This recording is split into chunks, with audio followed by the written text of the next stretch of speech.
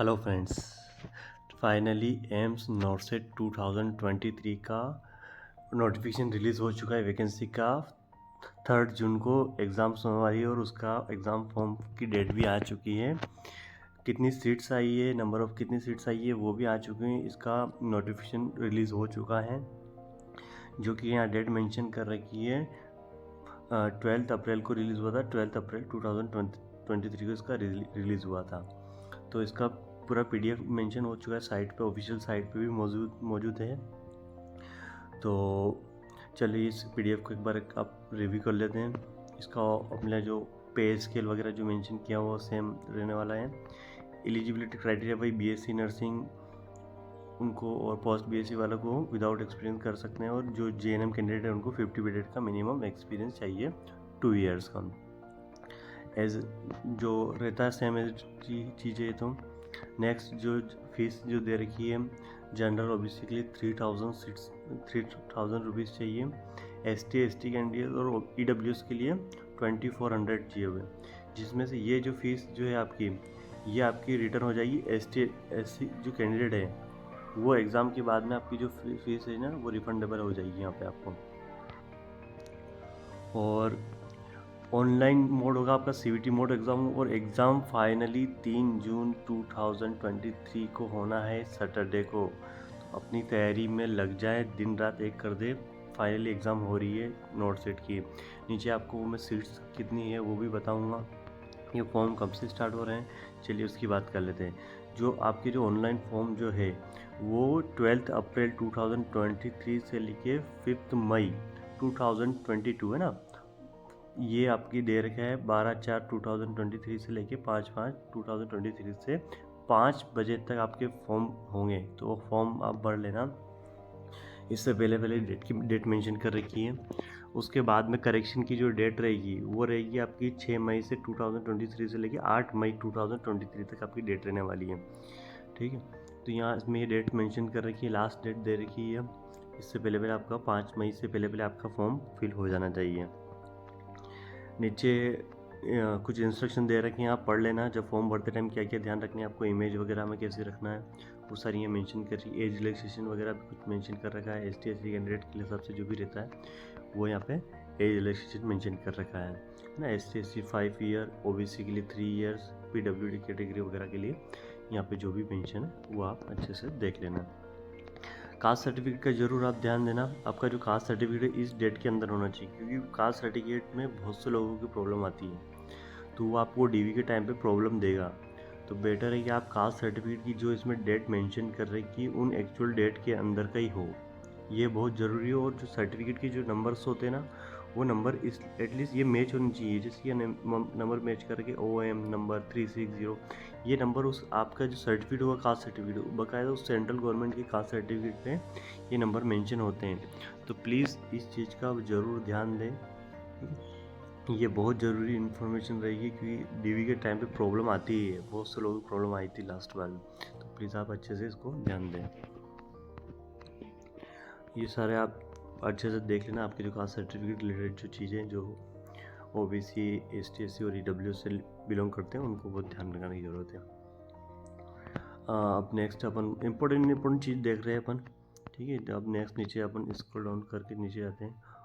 जो already government job है, state government job है, सेंट्रल गवर्नमेंट जॉब कहीं पे भी लगे हुए हैं, उनको NOC सबमिट करना होगा, है ना। आपको परमिशन लेनी पड़ेगी आपको वहाँ से पहले, उसके बाद आप फॉर्म भरोगे तब उस टाइम पे आपको अप्लाई करना पड़ेगा, उसमें फिल करना होता है।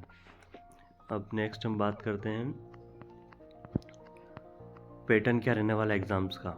चलिए ये बात करते हैं। पैटर्न जो है एग्ज़ाम का जो वही सेम एज इट इज जो रहता है वही रहता है। आपको 3 आवर्स मिलेंगे, 180 मिनट मिलेंगे, 200 MCQ आने वाला है, 200 मार्क्स के होंगे, है। 4 ऑप्शंस रहेंगे, वही मल्टीपल चॉइस क्वेश्चन से। नेगेटिव मार्किंग रहने वाली है, 1/3 नेगेटिव मार्किंग रहने वाली है।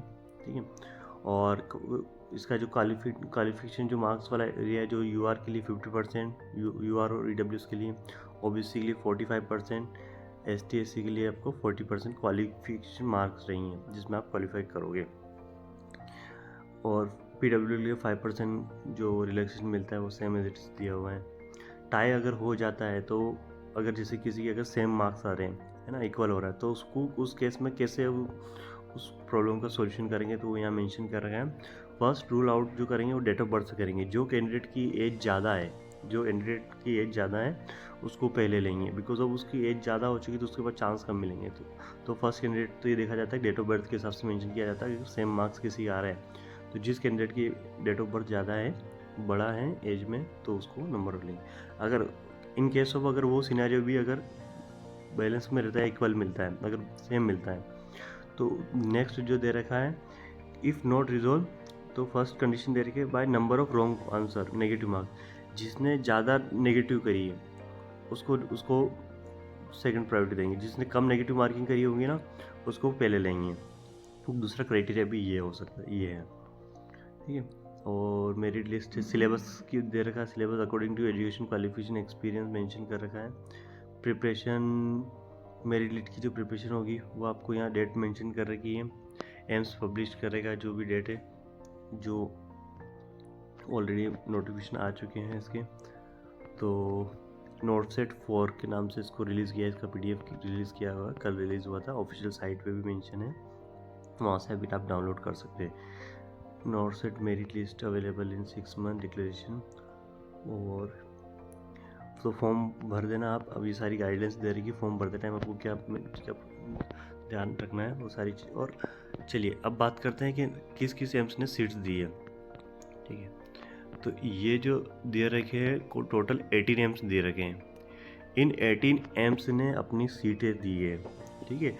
एम्स बठिंडा, एम्स भोपाल, एम्स भुवनेश्वर, एम्स बीबीनगर, बिलासपुर, देवघर, गोरखपुर, जोधपुर, कल्याणी, मंगलागिरी, नागपुर, न्यू दिल्ली, पटना, रायबरेली, रायपुर, राजकोट और ऋषिकेश और विजयपुर, मतलब 18 एम्स की सीट्स आई हैं।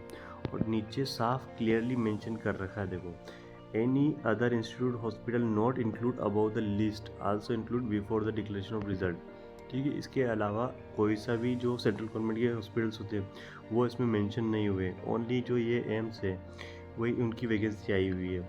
और जो बॉयज़ के लिए जो सबसे जो दर्दनाक जो लाइन होती है साला, यह मेंशन है 80-20। तो एज जो रूल्स निकला था वो 80-20 इसमें भी एज इट इज़ रहेगा, सेम एज इट इज़ रहेगा। अब क्या कर सकते हैं, कोई बात नहीं, अपनी तैयारी करो, आपको एक सीट से मतलब है, अपनी तैयारी करते रहें। और नीचे अपन स्क्रॉल डाउन करके चलते तो इम्पोर्टेंट डेट्स पढ़ लिए अपनों ने, सारी चीज़ें पढ़ ली हैं, ठीक है। हेल्पलाइन नंबर में, क्योंकि फॉर्म भरते टाइम कुछ प्रॉब्लम्स भी आती है तो वो हेल्पलाइन नंबर में मेंशन कर रखे हैं, आप वो भी अच्छे से देख सकते हैं। अब बात करते हैं, अपन सीट्स की बात कर लेते हैं। सीट्स कितनी, जैसे कि यहाँ मेंशन कर रही है साफ साफ। एम्स भोपाल की टोटल सीट्स आई है 142 सीट्स आई है ना। और एम्स भोपाल की एम्स बठिंडा की 142 सीट्स आई हैं। एम्स भोपाल की आई है 51, एम्स भुवनेश्वर की आई है 169, एम्स बीबी नगर की आई है 150। तो ये सीट्स यहाँ मेंशन कर रही है। जैसे एम्स जोधपुर की जो सीट्स आई है 400 सीट्स आनी थी, बट वो 300 सीट्स इन्होंने अभी दी है। तो और सीट्स जो जैसे एम्स दिल्ली की बात कर लेते हैं, एम्स दिल्ली ने अपनी काफ़ी अच्छी खासी सीट्स दी है, 620 सीट्स दी है, तो एम्स दिल्ली की बहुत अच्छी खासी सीट्स रहने वाली है।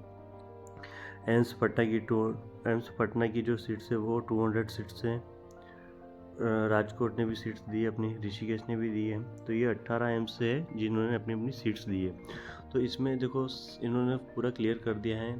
फॉर एग्जांपल के लिए एम्स बठिंडा की 140 सीट्स है, तो जिसमें से 54 फीमेल की UR के कैंडिडेट के लिए और मेल के लिए 0 सीट्स है, ठीक है। तो साफ साफ इन्होंने यहाँ क्लियर मेंशन कर रखा है किस कैटेगरी को कितनी सीट्स और मेल को कितनी है। तो ऑब्वियसली मेल को तो कम सीट्स मिलेगी, 80-20 है। तो टोटल नंबर ऑफ सीट्स की बात की जाए तो टोटल नंबर ऑफ सीट्स यहाँ मेंशन कर रखी है 3055 सीट्स हैं यहाँ पे, ये मेंशन कर रखी है। अब इसका 20% बॉयज़ को मिलना है और जो ये सीट्स हो जाएगी। तो अपनी तैयारी करते रहें, अच्छे से करें, बहुत कम टाइम मिला आपके पास, जितना भी टाइम मिला है उसको तैयारी को अच्छे में लगा दीजिए। सिलेक्शन लेना है आपको, ठीक है। जितनी भी सीट्स आई है अच्छी है, ठीक। तो ये सारी सीट्स और इसका PDF रिलीज़ हो चुका है, अभी मॉर्निंग में रिलीज़ हुआ था, अभी मॉर्निंग में ही अभी मैंने देखा, रिलीज़ कल हो चुका था, 12 अप्रैल के दिन हुआ था। तो ये सीट्स का डेटा भी मेंशन कर रखा है और फॉर्म भरने का जो लिंक है वो मैं डिस्क्रिप्शन में मेंशन कर दूँगा। कुछ भी डाउट्स हो तो आप कमेंट कर सकते हैं मुझे। Thank you so much.